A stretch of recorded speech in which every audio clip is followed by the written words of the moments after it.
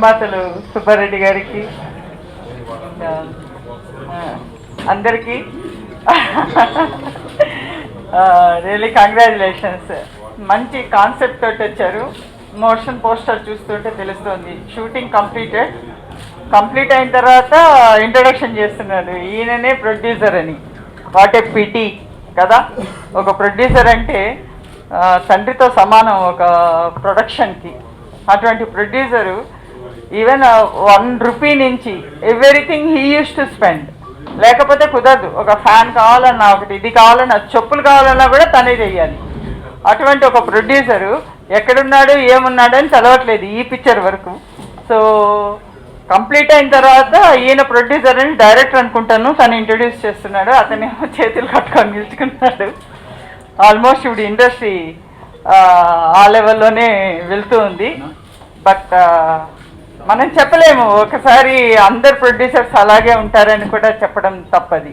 Because of course producers యొక్క importance తగ్గినా కూడా ప్రొడ్యూసర్స్ అంటే ఒక విధమైన గౌరవం almost is there even in the field now also. నా యొక్క అభిప్రాయం అది. Okay, I feel that.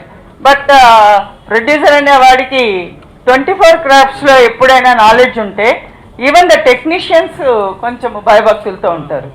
ఒకప్పుడు ఎన్టీ రామారావు పిఎన్ఆర్ పిక్చర్స్ ఆయన అప్పట్లో వేస్ట్ ఫిల్మ్ తీసుకుంటూ ఉండేవారు. ఆ పిఎన్ఆర్ పిక్చర్స్ ఆయన ప్రొడ్యూసర్ అయితే పిఎన్ఆర్ పిక్చర్స్ ఆయన వస్తే ఎన్టీ రామారావు లేచి నిలబడ్డారు. నిలబడి మీరు యజమాని, మేము పనివాళ్ళం, మీరిచ్చే డబ్బులతో మేము బతుకుతున్నాం, అందుకని ఎప్పుడు యజమానికి ఆ రెస్పెక్ట్ ఇవ్వాలి అని చెప్పారు. ఆ రోజుల్లో ఎన్టీ రామారావు గారిని, నాగేశ్వరరావు గారిని వాళ్ళందరూ కూడా, కృష్ణ గారి నుంచి సోహన్ బాబు వరకు అందరూ కూడా ప్రొడ్యూసర్ అంటే ఆ రెస్పెక్ట్ అలా ఉండేది. ఆ రెస్పెక్ట్ అలా ఇవ్వటం జరిగేది. ఇవాళ చూస్తా అంటే పోస్టర్లో ఆఖరిలో సినిమా అయిపోయిన తర్వాత డైరెక్టర్ ఇంట్రడ్యూస్ చేస్తున్నాడు, ఏమంటే ఇతను ప్రొడ్యూసర్ అండి అని. అతను చాలా వినయంగా చేతులు కట్టుకుని నిలబడ్డాడు. సరే, ఆ పోస్టర్ ప్రకారం చూసుకుంటే మా సుబ్బారెడ్డి కూడా ఇప్పుడు కూడా నిలబడే ఉన్నాడు, కూర్చోలా.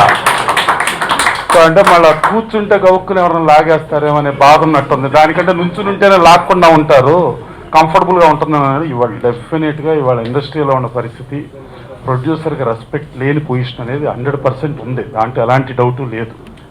ఈ కథ నాకు డైరెక్టర్ 2 years బ్యాక్ నాకు చెప్పాడు. మంచి కాన్సెప్ట్తో వస్తున్న చిత్రం ఇది. బట్ సుబ్బారెడ్డి గారిని చూస్తే 3 years నుంచి చూస్తున్నాను. అసలు ఆయన కథ సినిమా తీసాడేమో అనిపిస్తుండేది అప్పుడప్పుడు. ఎందుకంటే ఇందాక చెప్పినట్టు ఇప్పుడు కొత్తగా వచ్చే ప్రొడ్యూసర్స్ డెఫినెట్గా వాళ్ళకి ఒక మంచి మెసేజ్ అవుతుంది అనుకుంటున్నాయి సినిమా. వాళ్ళని జాగ్రత్త పడతాను కోరుకుంటూ సెలవు తీసుకుంటున్నాను. ఈ సినిమా పెద్ద ఎట్టుకోవాలని కోరుకుంటాను. Thank you very much. అందరికీ నమస్కారం. మా జీవితాలు ఎలా ఉంటాయో చెప్పేదానికి కరెక్ట్ అయిన సినిమా తీశాడు సుబ్బారెడ్డి. ఎందుకంటే తను ఏ విధంగా పడ్డాడనేది, అంటే సినిమా ప్రొడ్యూసర్గా కానీ డిస్ట్రిబ్యూటర్గా కానీ అతను ఫేస్ చేసిన ప్రాబ్లంలన్నీ ఫేస్ చేసి ఉంటాడు. బట్ ఒకటి మాత్రం నిజం, ఎవరు ఎన్ని చెప్పినా, ఎన్ని మసిపూసి మారేడుగాయలు చేసుకున్నా 1975-80 తర్వాత నిర్మాత అనేవాడు చచ్చిపోయాడు. చంపేశారు కాదు, ఈడే ఊరేసుకున్నాడు. ఎవ్వరూ చేయలేదు, మమ్మల్ని ఎవరు చంపలేదు, మేమే చంపేసుకున్నాం. మా స్టేజ్ని మేమే. ఎందుకనంటే నేను ఓనర్నై అక్కడ కూర్చొని ఉండి నా వయసులో 1/4 లేనివాడు వస్తే ముందు నేను లేచేసి వాడికి చేరిచ్చి నేను నిలబడుతున్నాను. అతను లేచి నన్ను ఇవ్వమల్లా, మనమే చేసుకుంటున్నాం. సరే, వ్యాపారం ఒకటి మాత్రం నిజం, ఎక్కడ ఎవరు కనీసం మామూలుగా పాకి పని చేసేవాడు కూడా వాడు కానీ ఒక వ్యాపారం చేస్తుంటే నేను ఓనర్ని అనే ఫీలింగ్ ఉంటుంది. కానీ ఇక్కడ మాత్రం అది లేకుండా పోయింది ఈ రోజుల్లో. బట్ ఈ ఊబిలోకి వచ్చిన తర్వాత ఇక్కడ మేము ఎందుకు కొట్టుకొని తిరుగుతూ బావిలో కప్పలాగా ఉన్నామంటే, ఇగో ఈ ఛానళ్ళు, ఈ మా సోదరులందరూ మాకు ఇచ్చే ఫోకస్ ఉంది చూసారా, ఈ ఫోకసే మా ఆస్తి, మా ఆనందం. ఎందుకంటే ఇప్పుడు చాలా పెద్ద ఇండస్ట్రియలిస్ట్ ఉంటాడు, అతను యాడ్స్కే అతను ఖర్చు పెట్టేది మేము సినిమా తీసేంత ఖర్చు పెడుతుంటాడు. కానీ ఏ రోజన్నా చూడండి ఏ పేపర్లో కానీ ఏ టీవీలో కానీ 5 సెకండ్స్ కూడా అతను కనిపించడు. అతను ఎవరో తెలియదు. కానీ మా అదృష్టం ఏంటంటే ఇక్కడికి వచ్చి మేము ఎక్కడికి వెళ్తున్నా ఓ సి కళ్యాణ్ వెళ్తున్నాడని పక్కన వాళ్ళు అంటున్నారు చూసారా, మా కిక్కే అది, ఫుల్ బాటిల్ తాగినంత కిక్కు. అందుకనే ఎంత పోతున్నా పక్క వేరే దాంట్లో వ్యాపారాలు చేసి ఇక్కడ తీసుకొచ్చి డబ్బులు వదిలేస్తాం. వన్స్ ఈ కిక్కు ఈ మత్తుకు అలవాటు పడిన తర్వాత వాడు ఎక్కడికి పోయినా మళ్ళీ ఫినిషింగ్ మాత్రం ఇక్కడికే రావాలి, ఇక్కడికే వస్తాడు, ఇక్కడే డబ్బులు పోగొట్టుకుంటాడు. సంపాదించేది ఓన్లీ 1% ఆర్ 2%, పోగొట్టుకునేది 98%. కానీ మేము ఎంతమంది మైకులు మూగ పట్టుకొని చెప్పినా ఈ ఇండస్ట్రీకి రాకుండా ఎవ్వరు ఆగరు, వస్తూనే ఉంటారు. వాళ్ళు వచ్చినంత కాలం ఈ ఇండస్ట్రీ ఉంటుంది. ఈ హీరోల వల్ల ఈ ఇండస్ట్రీ బతకటం లేదు. It is very wrong. 5 సినిమాలు 10 సినిమాలు హీరోల సినిమాలు, కొరవ 90% ఫిల్మ్స్ అన్నీ మీలాగా వచ్చేటటువంటి కొత్త ప్రొడ్యూసర్లు, కొత్త ఆర్టిస్టులు ఇవి.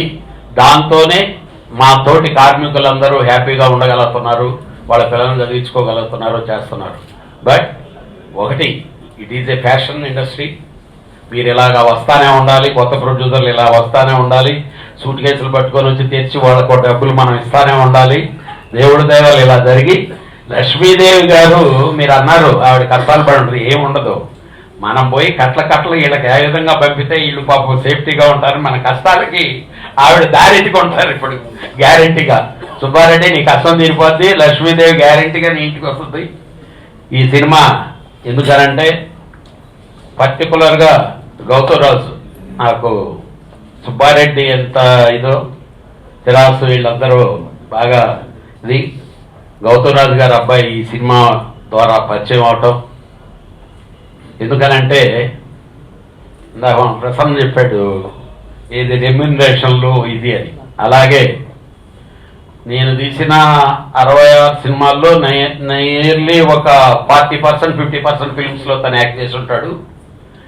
ఆ రెమ్యూనరేషన్ ఏమైనా నా వల్ల కదా ఇది అసలేనా ఏదో విధంగా వెళ్ళిపోతాం, అలాగా వెళ్ళాడు. నీకు కూడా ఈ సినిమాలో అలాగే సహకరించుంటారు. అలాంటి వాళ్ళల్లో అలాంటి కోవకు చెందినటువంటి వెరీ స్మూత్ క్యారెక్టర్ అమ్మ నరేష్ గారు. ఎందుకనంటే మేము మా మేడం దగ్గర అసిస్టెంట్ డైరెక్టర్గా పనిచేసాం. సిచ్యువేషన్ వచ్చింది కాబట్టి చెప్తున్నాను. ఇండస్ట్రీలో ఏ డైరెక్టర్ లేరండి. మా గురువు గారు దాసనారాయణరావు గారు అయినా సరే విజయ నిర్మల గారు లాగా 6 సీన్లో క్లోజ్ షాట్లు ఒకే దగ్గర పెట్టి జర్క రాకుండా తీయగలిగిన డైరెక్టర్ ఆవిడ. అంత గొప్ప డైరెక్టర్. అలాగా ఎందుకంటే జీనియస్లు ఎప్పుడు జీనియస్లు.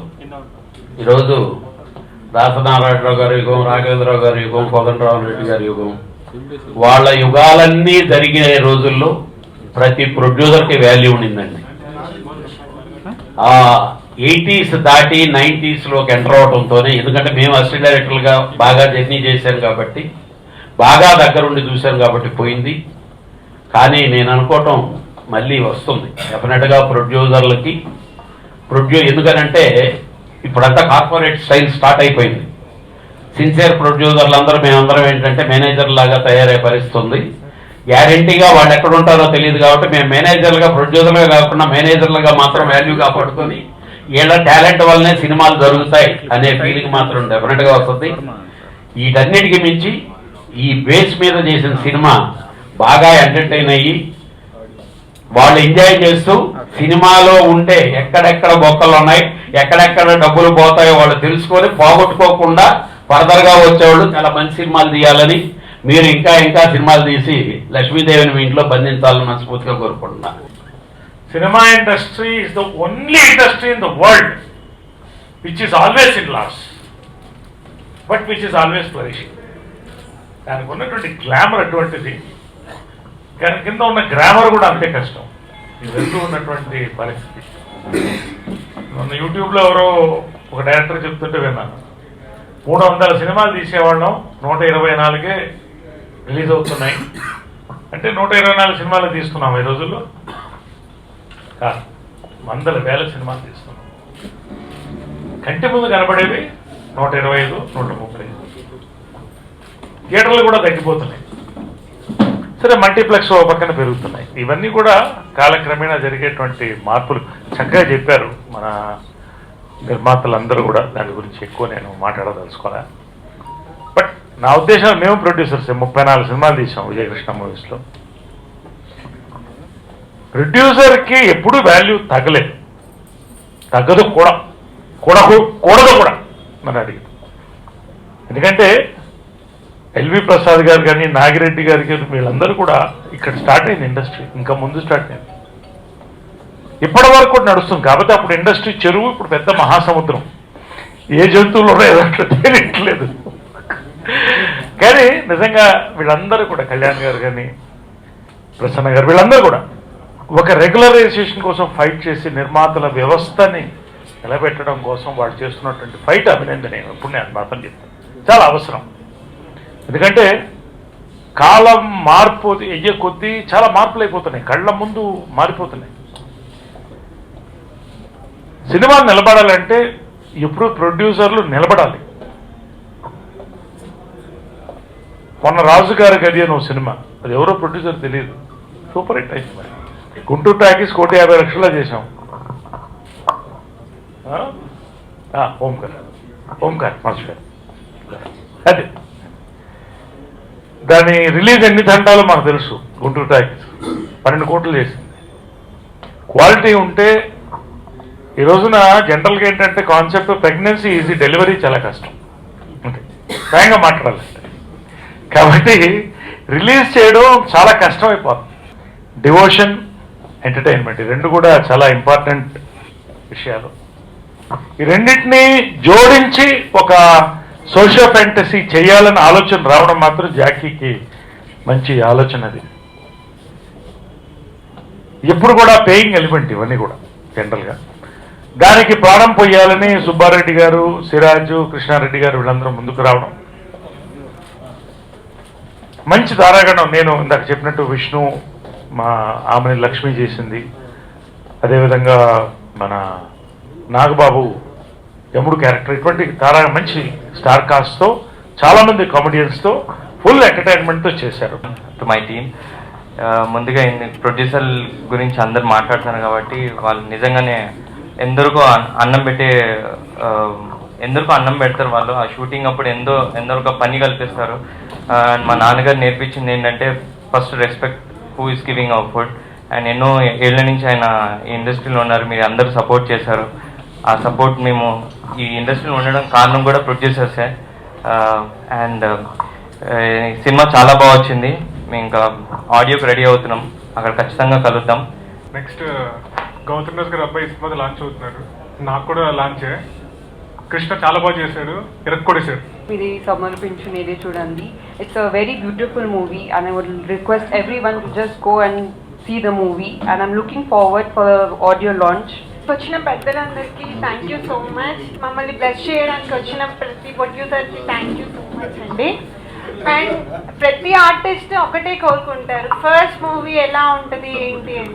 బట్ మా ఫస్ట్ మూవీలోనే ఇంత మంచి ఆర్టిస్ట్తో వర్క్ చేయడం, అట్ ద సేమ్ టైం ప్రొడ్యూసర్స్కి, డైరెక్టర్కి చాలా థ్యాంక్ యూ సో మచ్. కొత్త వాళ్ళని ఎంకరేజ్ చేస్తున్నారు, ఇలానే మీరు ప్రొడ్యూసర్స్ కూడా కొత్త వాళ్ళని ఎంకరేజ్ చేయాలని కోరుకుంటున్నాను సార్.